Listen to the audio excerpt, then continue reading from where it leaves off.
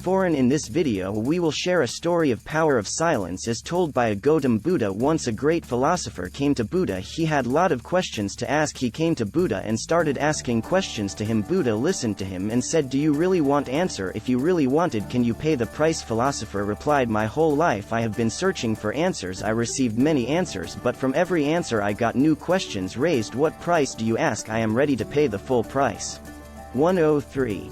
I just want answers to these questions and want to love this earth with this questions answered. Buddha said, "Good, most people want answers but are not willing to pay price. That's why I ask you, sit in silence for 2 years. This is the price. Sit near me in silence for 2 years, and when 2 years passed, I myself will tell you to ask questions. Whatever you want answered, I promise that I will answer everything. I will dispel all doubts, but for 2 years you have to sit completely still and silent. Don't bring it up for 2 years.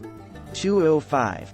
Philosopher was thinking whether to say yes or not. He thought to himself, 2 years is long time. Will he answers my questions? Then he asked to Buddha, "Do you give full assurance that you will answer my every question after 2 years?" Buddha replied, "I give complete assurance. If you ask, then I will definitely answer, but if you do not ask, who will I answer?" Just at that time a disciple who was sitting in meditation under a tree nearby began to laugh. Philosopher asked to Buddha, "Why is he laughing?" Buddha replied, "Ask him." Philosopher went to disciple and asked. 304.